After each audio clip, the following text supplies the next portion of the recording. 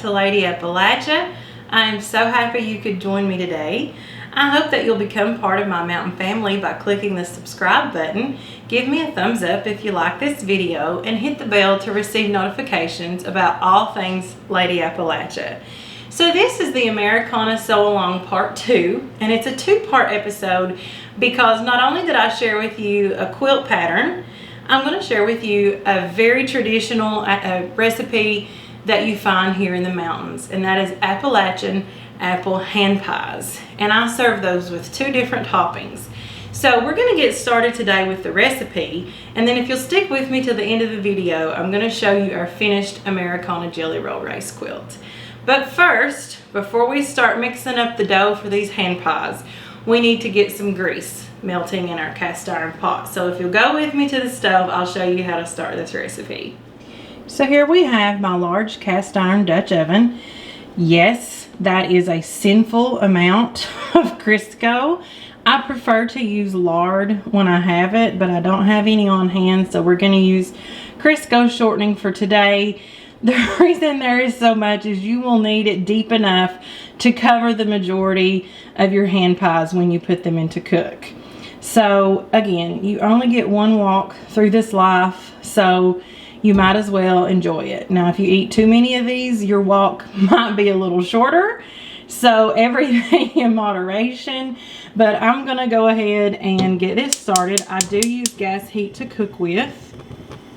And I'm just going to put that on medium heat and let all that grease get to melting. And we'll check on it along the way to make sure that it doesn't burn, but I find that medium heat is a good heat to start with. So let's get our hand pies rolled out and we'll bring them back and give them a nice grease bath here in just a minute. So I'm going to bring you a little closer to my mixing bowl here. I would love to have one of the old-fashioned wood bread bowls that the mountain ladies use to mix their biscuits and doughs. Maybe one of these days I'll find it, but for now I just use whatever bowl I have available. So to start with, I put 4 cups of self-rising flour. It's already in here and measured out. We're gonna add more Crisco. So I have a half of a cup of Crisco. Again, I prefer lard when I have it. I don't have any. Let's get all that in there.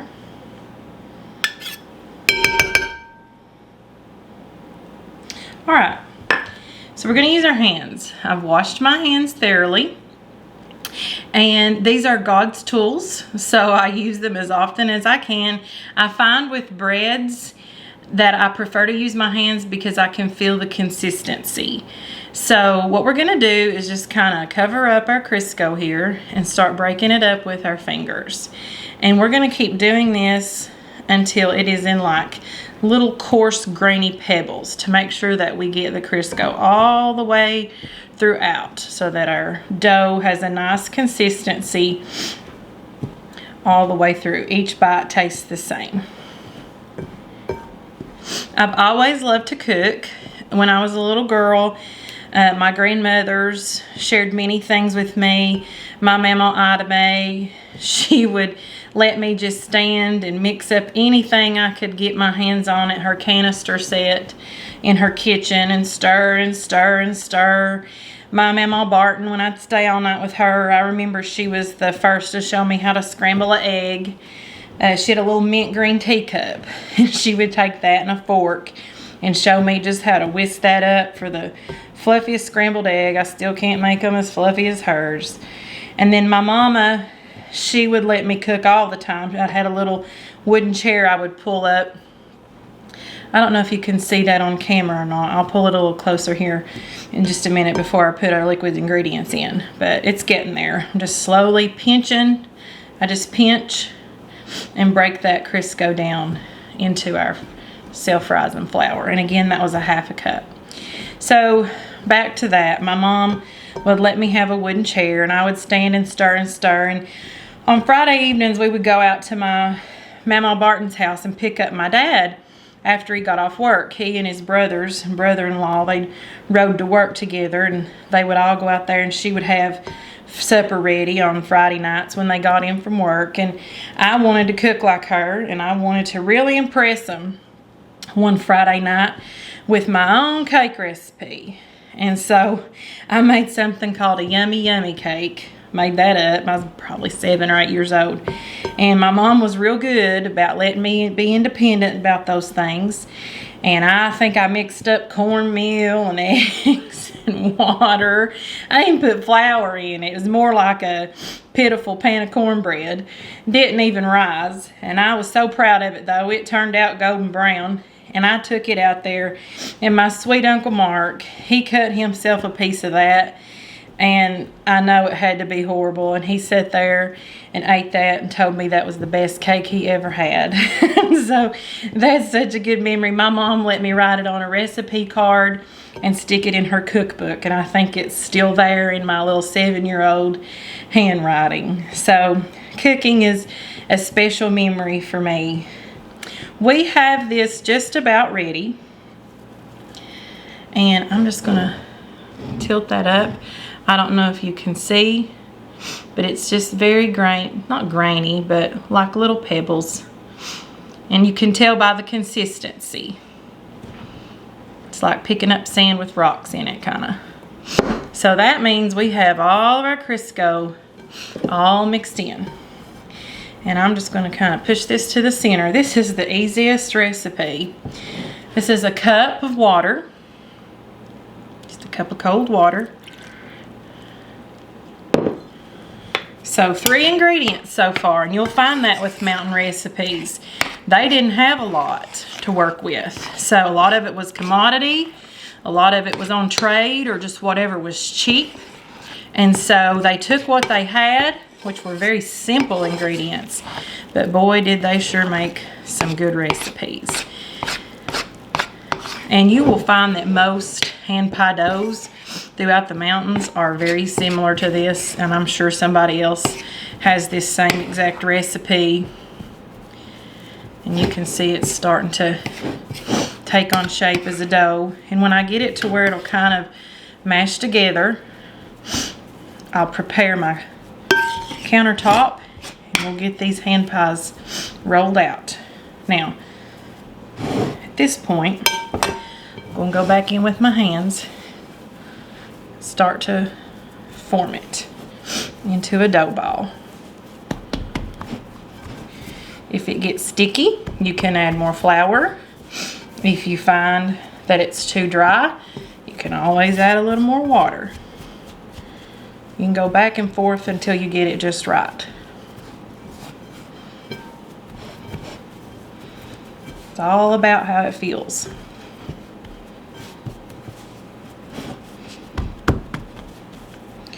Okay, so you might have just a little flour left in the bottom, and that's okay, but when I can pick up one large dough ball, it still feels light. You want it to be light and fluffy. So there's my dough ball. I'm going to clean my countertop, and we'll come back and roll these out and fill them with some really good homemade cooked apples. Okay, so I put some flour out on my countertop, and I've got my dough ball. Now, my mama Ida taught me always when working with breads and rolls, she'd say treat it like a baby. So she never did do a lot of the traditional kneading that you see. So I'm just going to gently kind of turn it till we kind of get it worked out smooth, pressed down, just real easy.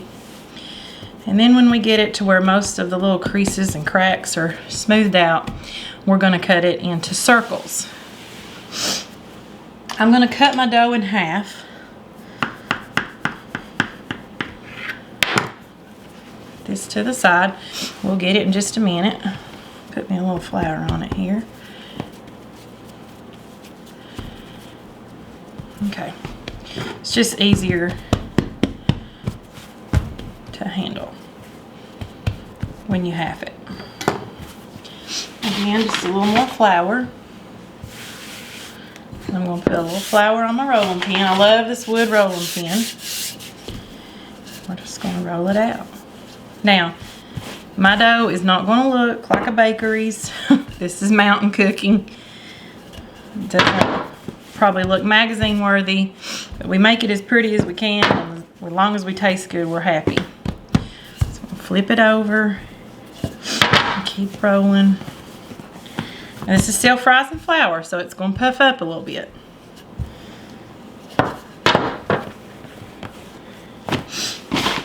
Countertop gets dry, you can always add more flour to your top of your dough and your countertop.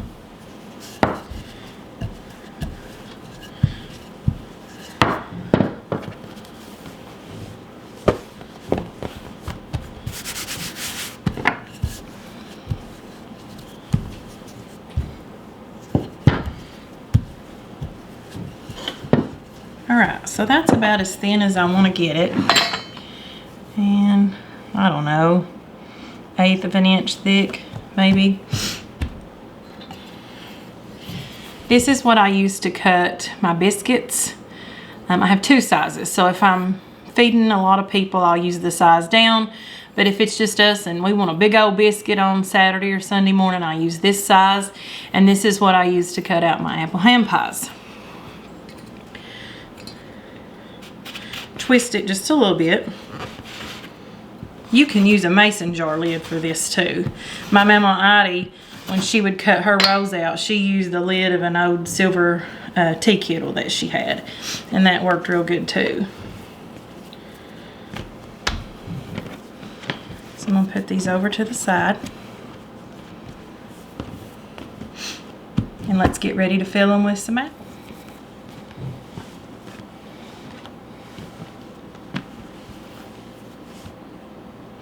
Okay, so here I have a circle that's been cut out, and I want to kind of turn it into an oval. We'll roll it out just a little more.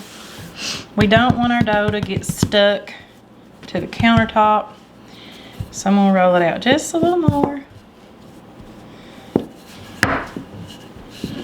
You don't want your dough to be too thick. When people take a bite, you don't want it to be all dough. You want, you know, the apple to be throughout.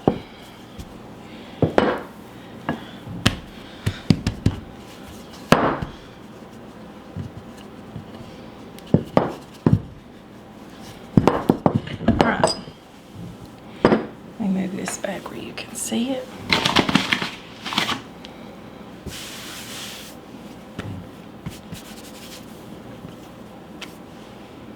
So we got us a little oval. And my husband and my mother like to cook up apples. We have some apple trees in the backyard, and they cook those up and we can them. So I'm lucky enough to have a jar of apples, and I'm not going to put a lot. And I'm going to kind of put it towards the center. We don't want the apples running out on us, but at the same time, we want to get a good taste of it. Alright, I'm going to stretch this out and over. Now I've got me a little ball jar here of sugar water. So if you take some regular granulated white sugar and some hot water to help it dissolve, stir it up, dip your fork in it, and go around and crimp the edges of your pies. Now that sugar water will help keep it sticky. And I'm kind of doing this backwards so that you can see on camera what it looks like. I'm cooking and filming all by myself here, so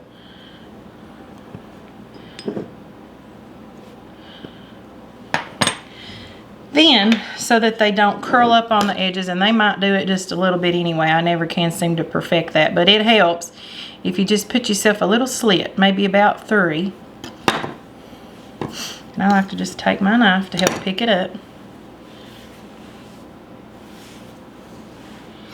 And there we have a little Appalachian apple ham pie. Isn't that pretty? So I'm going to make a few of these up. I've got a platter ready that I have sprayed with some non-cooking spray. I'm going to lay me a few out on it so they don't stick. And then we'll take it over to our Crisco that we've got heated up and melted. And we will fry us up some ham pies and top them with some glaze and cinnamon sugar and confectioner sugar, and have us a little mountain treat.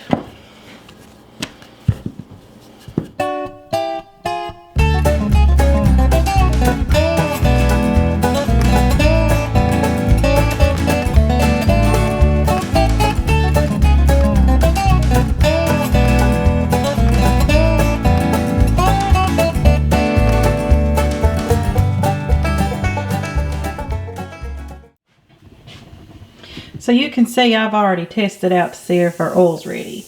I just sprinkle a little bit of flour in, and if it bubbles up, it's hot. I'm going to increase the heat just a little bit.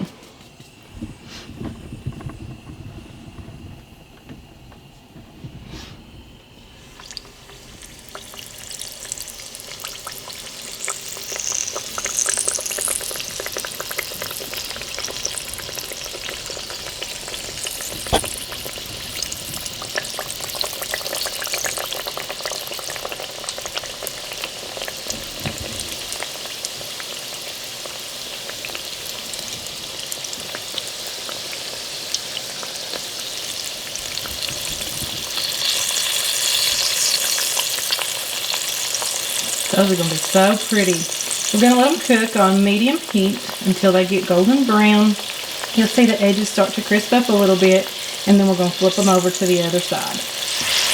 You can see these are done. It's just the right color of brown. We don't want to go too far.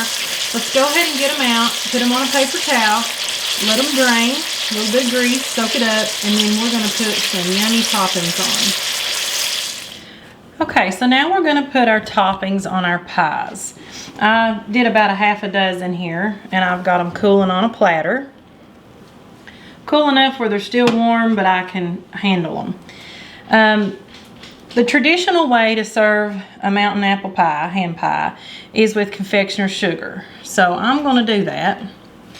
I've got me a little plate here. Back it up where you can see. And I want to show you, this is why you want, if I can zoom in on that. I don't know if I can or not. But in case you can't see, this is why you want the sugar water. Your edges are not going to open. They're going to stay nice and tight and prevent your apples from leaking out. So definitely use sugar water. It really prevents your edges from curling up on you. So I'm just going to put this one down here, and we're going to give it a good shower of confectioner sugar. No judgment. So this is the traditional Appalachian apple hand pie. However, I thought it would be good to glaze them like a donut. So it kind of be like a fried apple fritter donut with glaze. So I tried that in the kitchen one day, and my family really liked it. So I'm going to show you how to do that. Add a little spin to the traditional recipe. So I've got 4 cups. I know, no, this is really unhealthy. So if you like healthy recipes, you're really missing out if you don't try this. It's not healthy, but it's so good. So 4 cups of confectioner sugar, or we call it here in the mountains powdered sugar. My whole life it was powdered sugar. I start watching Food Network. They talk about confectioner sugar. I don't know what they're talking about. So whichever you want to call it. And yes, another really simple thing is corn syrup, but we use corn syrup in a lot of country recipes. So we're going to add 2 teaspoons of corn syrup to the 4 cups of confectioner sugar. This will probably get censored. It's so bad. Probably won't even let me post it on YouTube.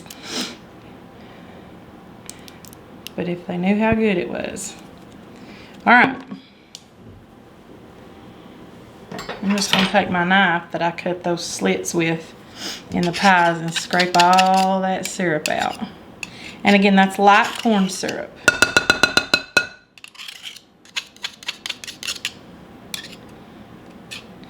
You won't be able to get it all out, so maybe that'll make you feel a little better about yourself. I don't know, but all right, we're going to add, oh, and I forgot to do something because you're supposed to always do your dry ingredients first. So we're going to add a pinch of salt. Now this is what I like to call a pinch.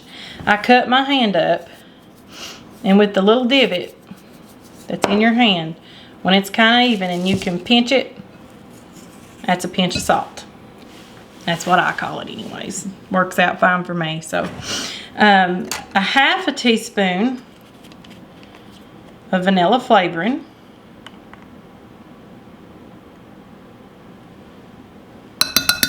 Vanilla seems to be in everything.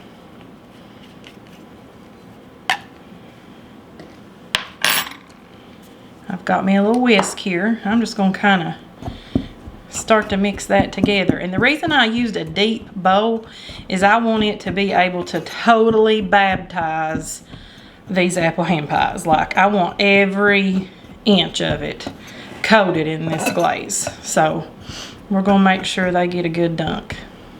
All right. I like whole milk. I know it's bad, but that's what I use when I cook.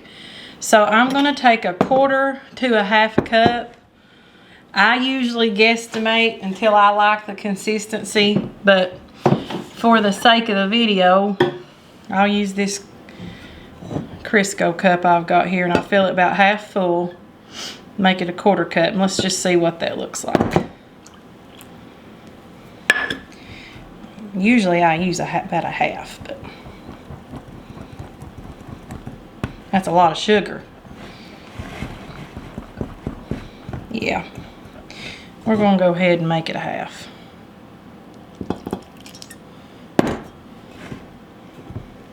So you want it runny, but still thick enough that it'll stick to your pie.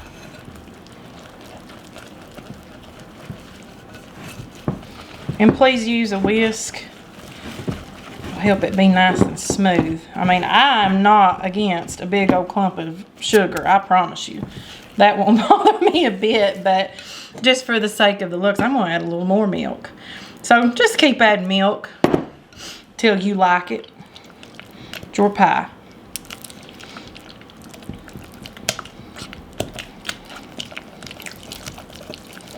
But it will look prettier and it'll coat better if it's smooth.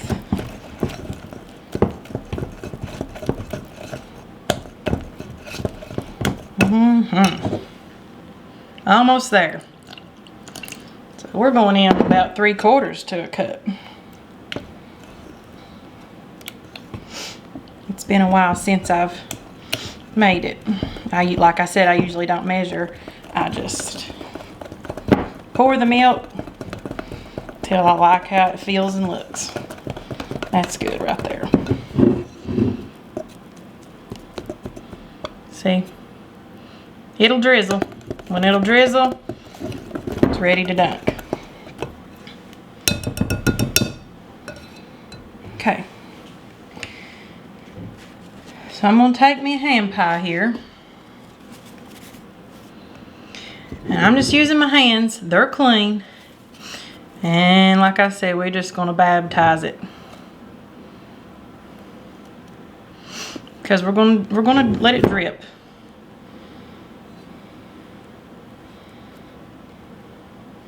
And it's going to dry clear. Looks like glue right now, but it will dry clear. I'm going to put it back on my paper towel to let the excess roll off. Let's get us another one here. Be gentle with them, because that pastry is flaky. You'll push your thumb right through it.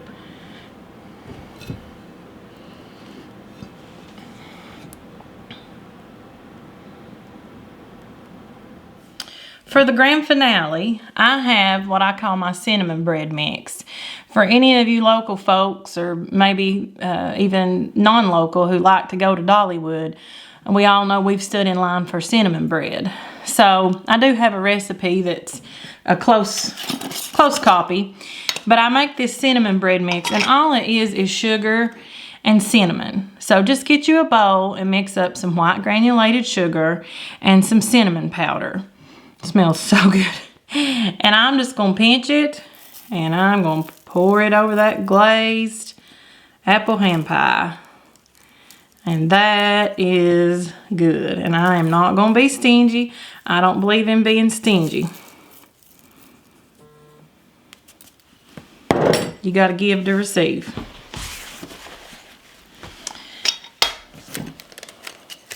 may I present to you Appalachian apple ham pies. 2 different ways. So what we're going to do now is take this over to the garden, take our new Americana sew-along quilt, and just have us a little afternoon treat right here in the mountains.